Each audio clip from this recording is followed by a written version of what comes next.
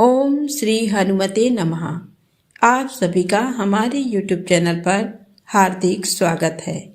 आज मंगलवार को आइए सुने हनुमान जी की पौराणिक कथा। कथा के अनुसार एक समय की बात है, एक नगर में एक वृद्धा रहती थी।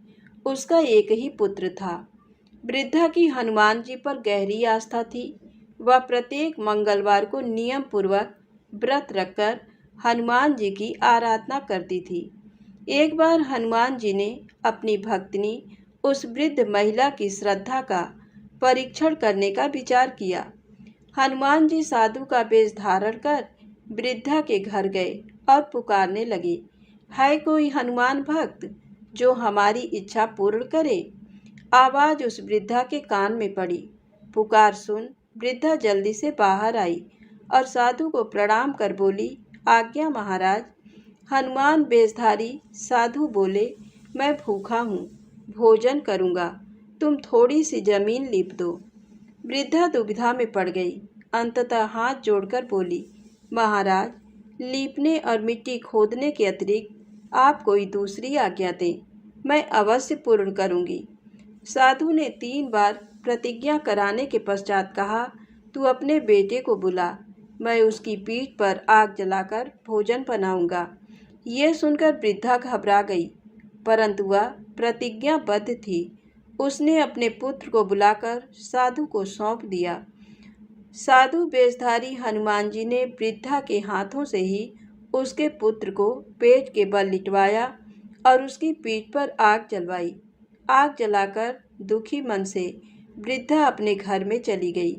इधर भोजन बनाकर साधु ने वृद्धा को बुलाकर कहा, उनका भोजन बन गया है, तुम अपने पुत्र को पुकारो ताकि वह भी आकर भोग लगा ले। इस पर वृद्धा बोली, उसका नाम लेकर मुझे और कष्ट ना दें। लेकिन जब साधु महाराज नहीं माने तो वृद्धा ने अपने पुत्र को आवाज़ लगाई। वह अपनी माँ के पास आ गया। अपने पुत्र को जीवित देख वृद्धा को बहुत आश्चर्य हुआ और वह साधु के चरणों में गिर पड़ी। तब हनुमान जी अपने वास्तविक रूप में प्रकट हुए और वृद्धा को भक्ति का आशीर्वाद दिया तो प्रेम से बोले, शंकर भगवान की जय हो, बजरंग बली की जय हो। आइए सुने मंगलवार व्रत की पौराणिक कथा। एक बार नैमिषारण्य तीर्थ में 80,000 मुनि एकत्र होकर पुराणों के ज्ञाता श्री सूत जी से पूछने लगे, हे महामुने, आपने हमें अनेक पुराणों की कथाएं सुनाई हैं। अब कृपा करके हमें ऐसा व्रत और कथा बताएं जिसके करने से संतान की प्राप्ति हो तथा मनुष्यों को रोग, शोक, अग्नि, सर्व दुख आदि का भय दूर हो, क्योंकि कलयुग में सभी जीवों की आयु बहुत कम है। फिर इस पर उन्हें रोग, चिंता के कष्ट लगे रहेंगे तो फिर वह श्रीहरि के चरणों में अपना ध्यान कैसे लगा सकेंगे। श्री सूत जी बोले, हे मुनियों, आपने लोक कल्याण के लिए बहुत ही उत्तम बात पूछी है। एक बार युधिष्ठिर ने भगवान श्री कृष्ण से लोक कल्याण के लिए यही प्रश्न किया था। भगवान श्री कृष्ण और युधिष्ठिर का संवाद तुम्हारे सामने कहता हूँ, ध्यान देकर सुनो। एक समय पांडवों की सभा में श्री कृष्ण जी बैठे हुए थे। तब युधिष्ठिर ने भगवान श्री कृष्ण से प्रश्न किया, हे प्रभु नंद नंद गोविंद, आपने मेरे लिए अनेकों कथाएं सुनाई हैं। आज आप कृपा करके ऐसा व्रत या कथा सुनाएं जिसके करने से मनुष्य को रोग, चिंता का भय समाप्त हो और उसको पुत्र की प्राप्ति हो। हे प्रभु, बिना पुत्र के जीवन व्यर्थ है। पुत्र के बिना मनुष्य नरकगामी होता है। पुत्र के बिना मनुष्य पितृ ऋण से छुटकारा नहीं पा सकता और न ही उसका पुन्नग नामक नरक से उद्धार हो सकता है। अतः पुत्रदायक व्रत बतलाएं। श्री कृष्ण भगवान बोले, हे राजन, मैं एक प्राचीन इतिहास सुनाता हूँ, आप उसे ध्यान पूर्वक सुनो। कुंडलपुर नामक एक नगर था। उसमें नंदा नामक एक ब्राह्मण रहता था। भगवान की कृपा से उसके पास सब कुछ था, फिर भी वह दुखी था। इसका कारण ये था कि ब्राह्मण की स्त्री सुनंदा के कोई संतान न थी। सुनंदा पतिव्रता थी, भक्तिपूर्वक श्री हनुमान जी की आराधना करती थी। मंगलवार के दिन व्रत करके अंत में भोजन बनाकर हनुमान जी का भोग लगाने के बाद स्वयं भोजन करती थी। एक बार मंगलवार के दिन ब्राह्मणी गृह कार्य की अधिकता के कारण हनुमान जी को भोग न लगा सकी, तो इस पर उसे बहुत दुख हुआ। उसने कुछ भी नहीं खाया और अपने मन में प्रण किया कि अब तो अगले मंगलवार को ही हनुमान जी का भोग लगाकर अन्न जल ग्रहण करेगी। ब्राह्मणी सुनंदा प्रतिदिन भोजन बनाती, श्रद्धा पूर्वक पति को खिलाती, परंतु स्वयं भोजन नहीं करती और मन ही मन श्री हनुमान जी की आराधना करती थी। इसी प्रकार 6 दिन गुजर गए और ब्राह्मणी सुनंदा अपने निश्चय के अनुसार भूखी प्यासी निराहार रही और अगले मंगलवार को ब्राह्मणी सुनंदा प्रातःकाल ही बेहोश होकर गिर पड़ी। ब्राह्मणी सुनंदा की इस असीम भक्ति के प्रभाव से श्री हनुमान जी बहुत प्रसन्न हुए और प्रकट होकर बोले, सुनंदा, मैं तेरी भक्ति से बहुत प्रसन्न हूँ, तू उठ और वर मांग। सुनंदा अपने आराध्य देव श्री हनुमान जी को देखकर आनंद की अधिकता से विह्वल हो श्री हनुमान जी के चरणों में गिरकर बोली, हे प्रभु, मेरी कोई संतान नहीं है, कृपा करके मुझे संतान प्राप्ति का आशीर्वाद दें, आपकी अति कृपा होगी। श्री महावीर जी बोले, तेरी इच्छा पूर्ण होगी, तेरे एक कन्या पैदा होगी, उसके अष्टांग प्रतिदिन सोना दिया करेंगे। इस प्रकार कहकर श्री महावीर जी अंतर्ध्यान हो गए। ब्राह्मणी सुनंदा बहुत हर्षित हुई और सभी समाचार अपने पति से कहा। ब्राह्मण देवकन्या का वरदान सुनकर कुछ दुखी हुए, परंतु सोना मिलने की बात सुनी तो बहुत प्रसन्न हुए। विचार किया कि ऐसी कन्या के साथ मेरी निर्धनता भी समाप्त हो जाएगी। श्री हनुमान जी की कृपा से वह ब्राह्मणी गर्भवती हुई और 10वें महीने में उसे बहुत ही सुंदर पुत्री प्राप्त हुई। ये बच्ची अपने पिता के घर में ठीक उसी तरह से बढ़ने लगी जिस प्रकार शुक्ल पक्ष का चंद्रमा बढ़ रहा है। 10वें दिन ब्राह्मण ने उस बालिका का नामकरण संस्कार कराया। उसके कुल पुरोहित ने उस बालिका का नाम रत्नावली रखा, क्योंकि ये कन्या सोना प्रदान किया करती थी। इस कन्या ने पूर्व जन्म में बड़े ही विधान से मंगल देव का व्रत किया था। रत्नावली का अष्टांग बहुत सा सोना देता था। उस सोने से नंदा ब्राह्मण बहुत ही धनवान हो गया। अब ब्राह्मणी भी बहुत अभिमान करने लगी थी। समय बीतता रहा। अब रत्नावली 10 वर्ष की हो चुकी थी। एक दिन जब नंदा ब्राह्मण प्रसन्न चित्त था, तब सुनंदा ने अपने पति से कहा, मेरी पुत्री रत्नावली विवाह के योग्य हो गई है, अतः आप कोई सुंदर तथा योग्य वर देखकर इसका विवाह कर दें। ये सुन ब्राह्मण बोला, अभी तो रत्नावली बहुत छोटी है। तब ब्राह्मणी बोली, शास्त्रों की आज्ञा है कि कन्या 8वें वर्ष में गौरी, 9 वर्ष में रोहिणी, 10वें वर्ष में कन्या, इसके पश्चात रसवला हो जाती हैं। गौरी के दान से पाताल लोक की प्राप्ति होती है, रोहिणी के दान से वैकुंठ लोक की प्राप्ति होती है, कन्या के दान से इंद्रलोक में सुखों की प्राप्ति होती है। अगर हे पतिदेव रजस्वला का दान किया जाता है तो घोर नरक की प्राप्ति होती है। इस पर ब्राह्मण बोला, अभी तो रत्नावली मात्र 10 ही वर्ष की है और मैंने तो 16-16 साल की कन्याओं के विवाह कराए हैं, अभी जल्दी क्या है। तब ब्राह्मणी सुनंदा बोली, आपको तो लोभ अधिक हो गया।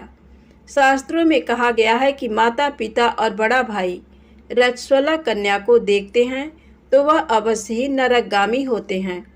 तब ब्राह्मण बोला, अच्छी बात है, कल मैं अवश्य ही योग्य वर की तलाश में अपना दूत भेजूंगा। दूसरे दिन ब्राह्मण ने अपने दूत को बुलाया और आज्ञा दी कि जैसी सुंदर मेरी कन्या है वैसा ही सुंदर वर उसके लिए तलाश करो। दूत अपने स्वामी की आज्ञा पाकर निकल पड़ा। पंपई नगर में उसने एक सुंदर लड़के को देखा। ये बालक एक ब्राह्मण परिवार का बहुत गुणवान पुत्र था। इसका नाम सोमेश्वर था। दूत ने इस सुंदर व गुणवान ब्राह्मण पुत्र के बारे में अपने स्वामी को पूर्ण विवरण दिया। ब्राह्मण नंदा को भी सोमेश्वर अच्छा लगा और फिर शुभ मुहूर्त में विधि पूर्वक कन्यादान करके ब्राह्मण ब्राह्मणी संतुष्ट हुए। परंतु ब्राह्मण के मन में लोभ समाया हुआ था। उसने कन्यादान तो कर दिया, पर वह बहुत खिन्न भी था। उसने विचार किया कि रत्नावली तो अब चली जाएगी और मुझे इससे जो सोना मिलता था वह अब नहीं मिलेगा। मेरे पास जो धन था कुछ तो इसके विवाह में खर्च हो गया और जो शेष बचा है वह भी कुछ दिनों पश्चात समाप्त हो जाएगा। मैंने तो इसका विवाह करके बहुत बड़ी भूल कर दी है। अब कोई ऐसा उपाय हो कि रत्नावली मेरे घर में ही बनी रहे, अपनी ससुराल ना जाए। लोभ रूपी राक्षस ब्राह्मण के मस्तिष्क पर छाता जा रहा था। रात भर अपनी सैया पर बेचैनी से करवटें बदलते बदलते उसने एक बहुत ही क्रूर निर्णय लिया। उसने विचार किया कि जब रत्नावली को लेकर उसका पति सोमेश्वर अपने घर के लिए जाएगा तो वह मार्ग में छिपकर सोमेश्वर का वध कर देगा और अपनी लड़की को अपने घर ले आएगा, जिससे नियमित रूप से उसे सोना भी मिलता रहेगा और समाज का कोई मनुष्य उसे दोष भी नहीं दे सकेगा। प्रातः काल हुआ तो नंदा और सुनंदा ने अपने जमाई तथा लड़की को बहुत सारा धन देकर विदा किया। सोमेश्वर अपनी पत्नी रत्नावली को लेकर ससुराल से अपने घर की तरफ चल दिया। ब्राह्मण नंदा महालोभ के वशीभूत हो अपनी मति खो चुका था। पाप पुण्य को उसे विचार ही न रहा। अपने भयानक व क्रूर निर्णय को कार्य रूप देने के लिए उसने अपने दूत को मार्ग में अपने जमाई का वध करने के लिए भेज दिया था, ताकि रत्नावली से प्राप्त होने वाला सोना उसे हमेशा मिलता रहे और वो कभी निर्धन ना हो। ब्राह्मण के दूत ने अपने स्वामी की आज्ञा का पालन करते हुए उसके जमाई सोमेश्वर का मार्ग में ही वध कर दिया। समाचार पाकर ब्राह्मण नंदा मार्ग में पहुंचा और रुदन करती अपनी पुत्री रत्नावली से बोला, हे पुत्री, मार्ग में लुटेरों ने तेरे पति का वध कर दिया है। भगवान की इच्छा के आगे किसी का कोई बस नहीं चलता है। अब तू घर चल, वहाँ पर ही रहकर शेष जीवन व्यतीत करना। जो भाग्य में लिखा है वही होगा। अपने पति की अकाल मृत्यु से रत्नावली बहुत दुखी हुई। करुण क्रंदन व रुदन करते हुए अपने पिता से बोली, हे पिताजी, इस संसार में जिस स्त्री का पति नहीं है उसका जीना व्यर्थ है। मैं अपने पति के साथ ही अपने शरीर को जला दूंगी और सती होकर अपने इस जन्म को, माता पिता के नाम को तथा सास ससुर के यश को सार्थक करूंगी। ब्राह्मण नंदा अपनी पुत्री रत्नावली के वचनों को सुनकर बहुत दुखी हुआ। विचार करने लगा, मैंने व्यर्थ ही जमाई वध का पाप अपने सिर लिया। रत्नावली तो उसके पीछे अपने प्राण तक देने को तैयार है। मेरा तो दोनों तरफ से मरण हो गया। धन तो अब मिलेगा नहीं। जमाई वध के पाप के फलस्वरूप यम यातना भी भुगतनी पड़ेगी। ये सोचकर वह बहुत खिन्न हुआ। सोमेश्वर की चिता बनाई गई। रत्नावली सती होने की इच्छा से अपने पति का सिर अपनी गोद में रखकर चिता में बैठ गई। जैसे ही सोमेश्वर की चिता को अग्नि लगाई गई, वैसे ही प्रसन्न हो मंगल देव वहाँ प्रकट हुए और बोले, हे रत्नावली, मैं तेरी पति भक्ति से बहुत प्रसन्न हूँ, तू वर मांग। रत्नावली ने अपने पति का जीवन दान मांगा। तब मंगल देव बोले, रत्नावली, तेरा पति अजर अमर है, ये महाविद्वान भी होगा और इसके अतिरिक्त तेरी जो इच्छा हो वर मांग। तब रत्नावली बोली, हे ग्रहों के स्वामी, यदि आप मुझ पर प्रसन्न हैं तो मुझे ये वरदान दीजिए कि जो भी मनुष्य मंगलवार के दिन प्रातःकाल लाल पुष्प लाल चंदन से पूजा करके आपका स्मरण करे, उसको रोग व्याधि ना हो, स्वजनों का कभी वियोग ना हो, सर्प अग्नि तथा शत्रुओं का भय ना रहे। जो स्त्री मंगलवार का व्रत करे वह कभी विधवा ना हो। मंगल देव तथास्तु कहकर अंतर ध्यान हो गए। सोमेश्वर मंगल देव की कृपा से जीवित हो उठा। रत्नावली अपने पति को पुनः प्राप्त कर बहुत प्रसन्न हुई और मंगल देव का व्रत प्रत्येक मंगलवार को करके व्रतराज और मंगल देव की कृपा से इस लोक में सुख ऐश्वर्य को भोगते हुए अंत में अपने पति के साथ स्वर्ग लोक को गई। प्रेम से बोले हनुमान जी महाराज की जय हो। आइए सुने राम नाम की महिमा। पति रावण के वध के बाद जब अयोध्यापति प्रभु श्री राम की कीर्ति दूर दूर तक फैल रही थी और वह मर्यादा पुरुषोत्तम कहलाने लगे, तब एक दिन महादेव शिव की इच्छा भी मर्यादा पुरुषोत्तम श्री राम से मिलने की हुई। पार्वती जी को संग लेकर महादेव कैलाश पर्वत से उतरकर अयोध्या नगरी के रास्ते पर चल पड़े। भगवान शिव और मां पार्वती को अयोध्या आया देखकर राम जी बहुत खुश हुए। माता जानकी ने उनका उचित आदर सत्कार किया और स्वयं भोजन बनाने के लिए रसोई में चली गई। इस बीच भगवान शिव ने श्री राम जी से पूछा, आपके सेवक हनुमान जी दिखाई नहीं पड़ रहे हैं? श्री राम बोले, वे बगीचे में हैं। शिव जी ने श्री राम जी से बगीचे में जाने की अनुमति मांगी और पार्वती जी का हाथ थामकर बगीचे में आ गए। बगीचे की खूबसूरती देखकर उनका मन मोहित हो गया। आम के एक घने वृक्ष के नीचे हनुमान जी दीन दुनिया से बेखबर गहरी नींद में सोए थे। एक लय में खर्राटों से राम नाम की ध्वनि उठ रही थी। चकित होकर शिवजी और माता पार्वती एक दूसरे की ओर देखने लगे। माता पार्वती मुस्कुरा उठी और वृक्ष की डालियों की ओर इशारा किया। राम नाम सुनकर पेड़ की डालियां भी झूमने लगी थीं और इनके बीच से भी राम नाम उच्चारित हो रहा था। शिवजी इस राम नाम की धुन में मस्त मगन होकर खुद भी राम राम कहकर नाचने लगे। माता पार्वती जी ने भी अपने पति का अनुसरण किया और अपने कोमल पैर थिरकाने लगी। शिव जी और माता पार्वती जी के नृत्य में ऐसी झनकार उठी कि स्वर्ग लोक के देवता गण भी आकर्षित होकर बगीचे में आ गए और राम नाम की धुन में सभी मस्त हो गए। माता जानकी भोजन तैयार करके प्रतीक्षारत थी, परंतु संध्या घिरने तक भी अतिथि नहीं पधारे। तब अपने देवर लक्ष्मण जी को बगीचे में भेजा। लक्ष्मण जी तो स्वयं को श्री राम का सेवक ही मानते थे, अतः बगीचे में आकर जब उन्होंने धरती पर स्वर्ग का नजारा देखा तो खुद भी राम नाम की धुन में झूम उठे। महल में माता जानकी परेशान हो रही थी कि अभी तक भोजन ग्रहण करने कोई भी क्यों नहीं आया। तब उन्होंने श्री राम जी से कहा, भोजन ठंडा हो रहा है, चलिए हम ही जाकर बगीचे में से सभी को ले आए। जब राम जी बगीचे में गए तो वहाँ राम नाम की धूम मची हुई थी। हनुमान जी गहरी नींद में सोए हुए थे और उनके खर्राटों से अभी तक राम नाम निकल रहा था। श्री राम भाव विह्वल हो उठे।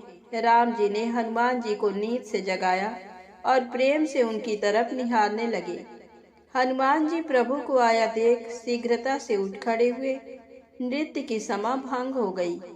शिव जी खुले कंठ से हनुमान जी की राम भक्ति की सराहना करने लगे।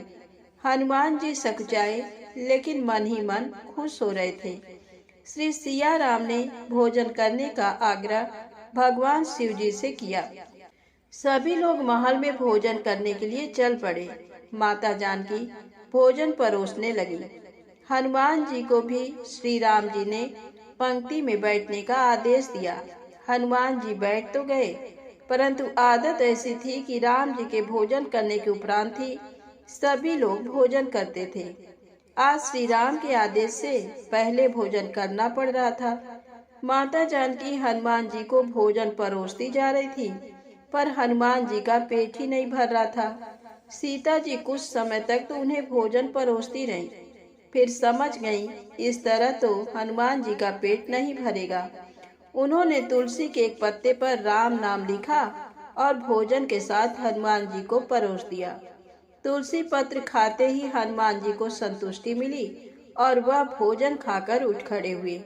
भगवान शिव शंकर ने प्रसन्न होकर हनुमान जी को आशीर्वाद दिया कि आपकी राम भक्ति युगों युगों तक याद की जाएगी और आप संकट मोचन कहलाएंगे। तो प्रेम से बोलें, शंकर जी भगवान की जय हो। संकट मोचन हनुमान जी की जय हो। अब आइए सुने राम नाम महिमा की दूसरी कहानी।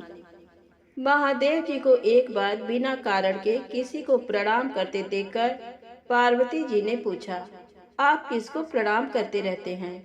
शिव जी पार्वती जी से कहते हैं कि हे देवी, जो व्यक्ति एक बार राम कहता है उसे मैं 3 बार प्रणाम करता हूँ। पार्वती जी ने एक बार शिव जी से पूछा, आप स्मशान में क्यों जाते हैं और ये चिता की भस्म शरीर पर क्यों लगाते हैं? उसी समय शिव जी पार्वती जी को शमशान ले गए। वहां एक शव अंतिम संस्कार के लिए लाया गया। लोग राम नाम सत्य है कहते हुए शव को ला रहे थे। शिव जी ने कहा कि देखो पार्वती, इस शमशान की ओर जब लोग आते हैं तो राम नाम का स्मरण करते हुए आते हैं और इस शव के निमित्त से कई लोगों के मुख से मेरा अति प्रिय दिव्य राम नाम निकलता है। उसी को सुनने में शमशान में आता हूँ और इतने लोगों के मुख से राम नाम का जप करवाने में निमित्त बनने वाले इस शव का मैं सम्मान करता हूँ, प्रणाम करता हूँ और अग्नि में जलने के बाद उसकी भस्म को अपने शरीर पर लगा लेता हूँ। राम नाम बुलवाने वाले के प्रति मुझे अगाध प्रेम रहता है। एक बार शिव जी कैलाश पर पहुँचे और पार्वती जी से भोजन मांगा। पार्वती जी विष्णु सहस्त्र नाम का पाठ कर रही थी। पार्वती जी ने कहा, अभी पाठ पूरा नहीं हुआ, कृपया थोड़ी देर प्रतीक्षा कीजिए। शिव जी ने कहा कि इससे तो समय और श्रम दोनों लगेंगे। संत लोग जिस तरह से सहस्त्र नाम को छोटा कर लेते हैं और नित्य जपते हैं, वैसा उपाय कर लो। पार्वती जी ने पूछा, वो उपाय कैसे करते हैं, मैं सुनना चाहती हूँ। तब शिव जी ने बताया, केवल एक बार राम कह लो, तुम्हें सहस्त्र नाम भगवान के 1000 नाम लेने का फल मिल जाएगा। एक राम नाम 1000 दिव्य नामों के समान है। पार्वती जी ने वैसा ही किया। भगवान बोले, श्री राम राम रामेति रमे रामे मनोरमे सहस्र नाम तत्तुल्यम राम नाम वरानने। ये राम नाम सभी आपदाओं को हरने वाला, सभी संपदाओं को देने वाला दाता है। सारे संसार को विश्राम शांति प्रदान करने वाला है। इसीलिए मैं इसे बार बार प्रणाम करता हूँ। भवसागर के सभी समस्याओं और दुख के बीजों को भूंज के रख देने वाला, समूल नष्ट कर देने वाला, सुख संपत्तियों को अर्जित करने वाला, यमदूतों को भगाने वाला केवल राम नाम का गर्जन जप है। प्रयास पूर्वक स्वयं भी राम नाम जपते रहना चाहिए और दूसरों को भी प्रेरित करके राम नाम जपवाना चाहिए। इससे अपना और दूसरों का तुरंत कल्याण हो जाता है। यही सबसे सुलभ और अचूक उपाय है। इसीलिए हमारे देश में प्रणाम राम राम कहकर किया जाता है। अब आइए सुने बिल्व वृक्ष की महिमा। एक बार नारद जी ने भगवान भोलेनाथ की स्तुति कर पूछा, प्रभु, आपको प्रसन्न करने के लिए सबसे उत्तम और सुलभ साधन क्या है? हे त्रिलोकीनाथ, आप तो निर्विकार और निष्काम हैं। आप सहज ही प्रसन्न हो जाते हैं। फिर भी मेरी जानने की इच्छा है कि आपको क्या प्रिय है। शिव जी बोले, नारद जी, वैसे तो मुझे भक्त के भाव सबसे प्रिय हैं। फिर भी आपने पूछा है तो बताता हूँ। मुझे जल के साथ साथ बिल्व पत्र बहुत प्रिय हैं। जो अखंड बिल्व पत्र मुझे श्रद्धा से अर्पित करते हैं, मैं उन्हें अपने लोक में स्थान देता हूँ। नारद जी भगवान शंकर और माता पार्वती की वंदना कर अपने लोक को चले गए।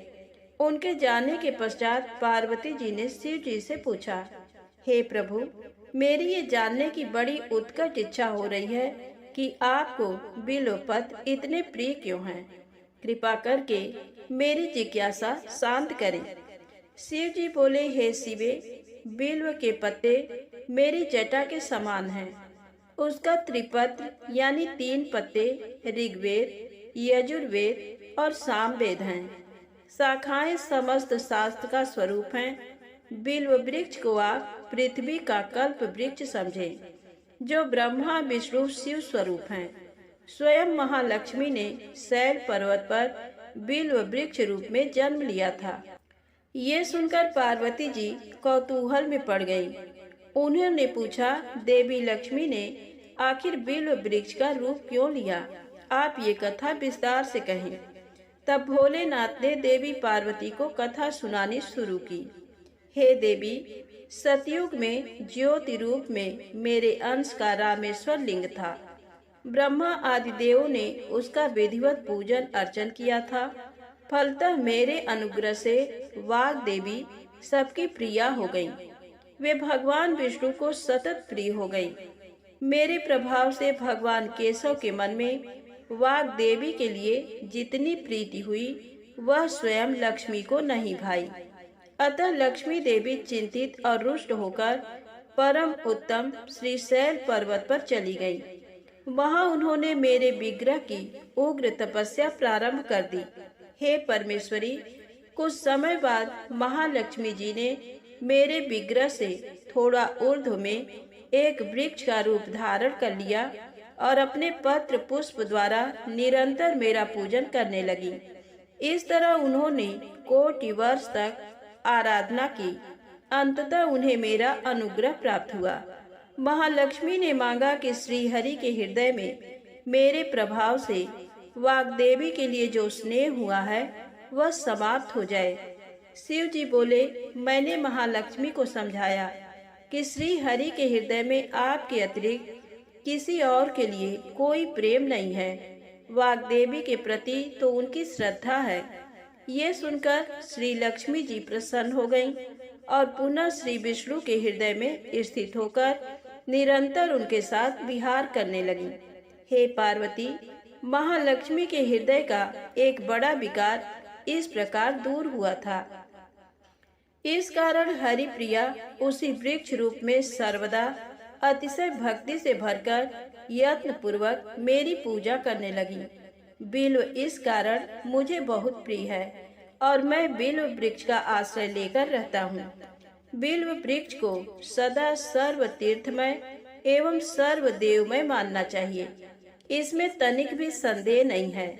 बिल्व पत्र, बिल्व फूल, बिल्व वृक्ष अथवा बिल्व काष्ठ के चंदन से जो मेरा पूजन करता है वह भक्त मेरा प्रिय है। बिल्व वृक्ष को शिव के समान ही समझो, वह मेरा शरीर है। जो बिल्व पर चंदन से मेरा नाम अंकित करके मुझे अर्पण करता है, मैं उसे सभी पापों से मुक्त करके अपने लोक में स्थान देता हूँ। उस व्यक्ति को स्वयं लक्ष्मी जी भी नमस्कार करती हैं। जो बिल्व मूल में प्राण छोड़ता है उसको रुद्र देह प्राप्त होता है। तो प्रेम से बोले, विष्णु भगवान माता लक्ष्मी की जय हो। शंकर भगवान माँ गौरी माता की जय हो। अब आइए सुने मंगलवार को सुनी जाने वाली मंगला गौरी माता की पौराणिक कथा। कुरु देश में श्रुतकीर्ति नामक एक विद्वान, कीर्तिशाली, शत्रुओं का नाश करने वाला, 64 कलाओं का ज्ञाता तथा धनुर्विद्या में कुशल राजा हुआ था। पुत्र के अतिरिक्त अन्य सभी शुभ चीजें उस राजा के पास थी। अतः वह राजा संतान के विषय में अत्यंत चिंतित हुआ और जब ध्यान पूर्वक देवी की आराधना करने लगा तब उसकी कठोर तपस्या से देवी प्रसन्न हो गईं और उससे ये वचन बोली, हे सुब्रत, वर मांगो। श्रुतकीर्ति बोला, हे देवी, यदि आप मुझ पर प्रसन्न हैं तो मुझे सुंदर पुत्र दीजिए। हे देवी, आपकी कृपा से अन्य किसी भी वस्तु का अभाव नहीं है। उसका ये वचन सुनकर पवित्र मुस्कान वाली देवी ने कहा, हे राजन, तुमने अत्यंत दुर्लभ वर मांगा है, फिर भी कृपावश मैं तुम्हें अवश्य दूंगी। किंतु हे राजेंद्र, सुनिए, यदि परम गुणी पुत्र चाहते हो तो वह केवल 16 वर्ष तक जीवित रहेगा, और यदि रूप तथा विद्या से विहीन पुत्र चाहते हो तो दीर्घजीवी होगा। देवी का ये वचन सुनकर राजा चिंतित हो उठा और पुनः अपनी पत्नी से परामर्श करके उसने गुणवान तथा सभी शुभ लक्षणों से संपन्न 16 वर्ष की आयु वाला पुत्र मांगा। तब देवी ने भक्ति संपन्न राजा से कहा, हे नृपनंदन, मेरे मंदिर के द्वार पर आम का वृक्ष है, उसका एक फल लाकर मेरी आज्ञा से अपनी भार्या को उसे भक्षण करने हेतु प्रदान करो, जिससे वह शीघ्र ही गर्भ धारण करेगी, इसमें संदेह नहीं है। प्रसन्न होकर राजा ने वैसा ही किया और उसकी पत्नी ने गर्भ धारण कर लिया। 10वें महीने में उसने देव तुल्य सुंदर पुत्र को जन्म दिया। तब हर्ष तथा शोक से युक्त राजा ने बालक का जात कर्म आदि संस्कार किया और शिव का स्मरण करते हुए उसका नाम चिरायु रखा। इसके बाद पुत्र के 16 वर्ष के होने पर पत्नी सहित राजा चिंता में पड़ गए और वे विचार करने लगे कि ये पुत्र बड़े कष्ट से प्राप्त हुआ है और मैं इसकी दुखद मृत्यु अपने ही सामने कैसे देख सकूंगा।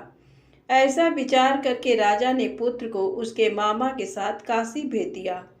प्रस्थान के समय राजा की पत्नी ने अपने भाई से कहा कि कार्पटिक का वेश धारण करके आप मेरे पुत्र को काशी ले जाइए।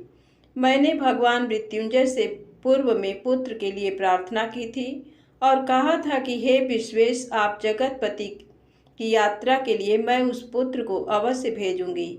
अतः आप मेरे पुत्र को आज ही ले जाइए और सावधानी पूर्वक इसकी रक्षा कीजिएगा। अपनी बहन की ये बात सुनकर भांजे के साथ वो चल पड़ा। कई दिनों तक चलते चलते वह आनंद नामक नगर में पहुंचा। वहां सभी प्रकार की समृद्धियों से संपन्न वीरसेन नाम वाला राजा रहता था। उस राजा की एक सर्वलक्षण संपन्न युवावस्था प्राप्त मनोहर तथा रूप लावण्यमयी मंगला गौरी नामक कन्या थी। सभी उपमानों को तुच्छ करके सौंदर्य अभिवृद्धि को प्राप्त वह कन्या किसी समय सखियों के साथ नगर के उपवन में क्रीड़ा करने के लिए गई हुई थी। उसी समय वह चिरायु तथा उसका मामा वे दोनों भी वहां पहुंच गए और उन कन्याओं को देखने की लालसा से वहीं विश्राम करने लगे। इसी बीच विनोद पूर्वक क्रीड़ा करती हुई उन कन्याओं में से किसी एक ने कुपित होकर राजकुमारी को राणा ये कुवचन कह दिया। तब उस अशुभ वचन को सुनकर राजकुमारी ने कहा, तुम अनुचित बात क्यों बोल रही हो? मेरे कुल में तो इस प्रकार की कोई नहीं है। मंगला गौरी की कृपा से तथा उनके व्रत के प्रभाव से विवाह के समय जिसके सर पर मेरे हाथ से अक्षत पड़ेंगे, हे सखी, वह यदि अल्प आयु वाला होगा तो भी चिरंजीवी हो जाएगा। इसके बाद वह सभी कन्याएं अपने अपने घर चली गईं। उसी दिन राजकुमारी का विवाह था। बाहलीग देश के दृढ़धर्मा नामक राजा के सुकेतु नाम वाले पुत्र के साथ उसका विवाह निश्चित किया गया था। वह सुकेतु विद्याहीन, कुरूप तथा बहरा था।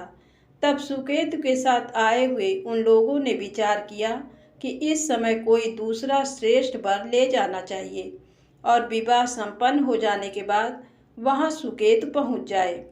उन लोगों ने चिरायु के मामा के पास जाकर याचना की कि आप इस बालक को हमें दे दीजिए, जिससे हमारा कार्य सिद्ध हो जाए। इस पृथ्वी पर परोपकार के समान दूसरा कोई धर्म नहीं है। उनकी बात सुनकर चिरायु का मामा मन ही मन बहुत प्रसन्न हुआ, क्योंकि इसने उपवन में पहले ही कन्या मंगला गौरी की बात सुन ली थी। फिर भी उसने एक बार कहा कि आप लोग इसे किस लिए मांग रहे हैं? कार्य की सिद्धि हेतु वस्त्र, अलंकार आदि मांगे जाते हैं, वर तो कहीं भी नहीं मांगा जाता। तथापि आप लोगों का सम्मान रखने के लिए मैं इसे दे रहा हूँ। इसके बाद चिरायु को वहां ले जाकर उन लोगों ने विवाह संपन्न कराया। सप्तपदी आदि के हो जाने पर रात्रि में शिव पार्वती की प्रतिमा के समक्ष उस चिरायु ने हर्ष युक्त होकर मंगला गौरी के साथ शयन किया। उसी दिन चिरायु के 16 वर्ष पूर्ण हो चुके थे और अर्धरात्रि में साक्षात काल सर्प रूप में वहां आ गया। इसी बीच संयोगवश राजकुमारी जाग गई। उसने उस महासर्प को वहां देखा और वह भय से व्याकुल होकर कांपने लगी। तभी उस कन्या ने धैर्य धारण 16 उपचारों से सर्प की पूजा की और पीने के लिए उसे दूध दिया। उसने दीनता भरी वाणी में उस सर्प की प्रार्थना तथा स्तुति की। मंगला गौरी प्रार्थना करने लगी कि मैं उत्तम व्रत को करूंगी, जिससे मेरे पति जीवित रहें। ये जिस तरह से चिरकाल तक जीवित रहें, आप वैसा कीजिए। इतने में सर्प वहां स्थित एक कमंडल में प्रवेश कर गया और उस मंगला गौरी ने अपनी कंचुकी से उस कमंडल का मुंह बांध दिया। इसी बीच उसका पति अंगड़ाई लेकर जाग गया और अपनी पत्नी से बोला, हे प्रिय, मुझे भूख लगी है। तब वह अपनी माता के पास जाकर खीर, लड्डू आदि ले आई और उसके द्वारा दिए भोज्य पदार्थ को उसने प्रसन्न मन होकर खाया। भोजन के पश्चात हाथ धोते समय उसके हाथ से अंगूठी गिर पड़ी। तांबूल खाकर वह पुनः सो गया। इसके बाद मंगला गौरी कमंडल को फेंकने के लिए जाने लगी। विधि की कैसी गति है कि उस कमंडल में से बाहर की ओर जगमग करती हुई हार कांति को देखकर वह आश्चर्यचकित हो गई। घट में स्थित उस हार को उसने अपने कंठ में धारण कर लिया। इसके बाद कुछ रात शेष रहते ही चिरायु का मामा आकर उसे ले गया। इसके बाद वर पक्ष के लोग सुकेतु को वहां ले आए। उसे देख मंगला गौरी ने कहा कि ये मेरा पति नहीं है। तब उन सभी ने उससे कहा, हे सुबे, तुम ये क्या बोल रही हो? यहाँ तुम्हारा कोई परिचायक हो तो उसे हम लोगों को बताओ। मंगला गौरी बोली, जिसने रात्रि में 9 रत्नों से बनी अंगूठी दी है, उसकी अंगुली में इसे डालकर परिचायक निशानी देख लें। मेरे पति ने रात्रि में मुझे जो हार दिया था, उसके रत्नों का समुदाय कैसा है, इस बात को ये बताएं। ये तो कोई अन्य ही है। इसके अतिरिक्त रात्रि में आम सींचते समय उनका पैर कुमकुम से लिप्त हो गया था। वह मेरी जांघ पर अब भी विद्यमान है। उसे आप लोग शीघ्र देख लें। साथ ही रात में परस्पर भाषण तथा भोजन आदि जो कुछ किया गया था उसे भी ये बता दें, तब ये निश्चय ही मेरे पति हैं। इस प्रकार उसका वचन सुनकर सभी ठीक है कहने लगे, किंतु जब एक भी बात न मिली तब सभी ने सुकेतु को उसका पति होने से निषिद्ध कर दिया और वर पक्ष वाले जिस तरह से आए थे उसी तरह से चले गए। उसके बाद अपने वंश को बढ़ाने वाले महान यश से संपन्न तथा परम मनस्वी मंगला गौरी के पिता ने अन्न पान आदि का सत्र चलाया। उन्होंने वर पक्ष का वृत्तांत कानों कान सुन लिया कि स्वरूप से कुरूप होने के कारण लोगों के द्वारा किसी अन्य को वर के रूप में आदर पूर्वक लाया गया था। तब उन्होंने अपनी कन्या को पर्दे के भीतर बिठा दिया। उसके बाद 1 वर्ष बीतने पर यात्रा करके चिरायु अपने मामा के साथ ये देखने आया कि विवाह के बाद वहाँ क्या हुआ। तब उसे गवाक्ष के भीतर से देखकर वह मंगला गौरी अत्यंत प्रसन्न हुई और माता पिता से बोली कि मेरे पति आ गए हैं। राजा ने अपने सुहित जनों को बुलाकर पूर्व में कहे गए सभी परिचायकों को निशानी को देखकर मंद मुस्कान वाली अपनी कन्या चिरायु को सौंप दी। राजा ने शिष्ट जनों को साथ लेकर विवाह का उत्सव कराया। इसके बाद राजा वीरसेन ने वस्त्र आभूषण आदि सेना, घोड़े, रथ और अन्य भी बहुत सी सामग्रियां देकर उन्हें विदा किया। उसके बाद कुल को आनंदित करने वाला वह चिरायु पत्नी तथा मामा को साथ लेकर सेना के साथ अपने नगर पहुंचा। लोगों के मुख से उसे आया हुआ सुनकर उसके माता पिता को विश्वास नहीं हुआ। उन्होंने सोचा कि प्रारब्ध अन्यथा कैसे हो सकता है। इतने में वह अपने माता पिता के पास आ गया और स्नेह से परिपूर्ण वह चिरायु भक्तिपूर्वक उनके चरणों में गिर पड़ा। तब अपने पुत्र का मस्तक सूंघ कर उन दोनों ने परम आनंद प्राप्त किया। पुत्रवधू मंगला गौरी ने भी सास ससुर को प्रणाम किया। तब सास उसे अपनी गोद में बिठाकर सारा वृत्तांत शीघ्रता पूर्वक पूछने लगी। हे महामुने, तब पुत्र वधू ने भी मंगला गौरी के उत्तम व्रत महात्म तथा जो कुछ घटित हुआ था वह सब वृत्तांत बताया। जो कोई भी इसका श्रवण करता है अथवा जो इसे कहता है उसके सभी मनोरथ पूर्ण हो जाते हैं, इसमें संदेह नहीं है। धन्यवाद। प्रेम से बोले मंगला गौरी माता की जय हो।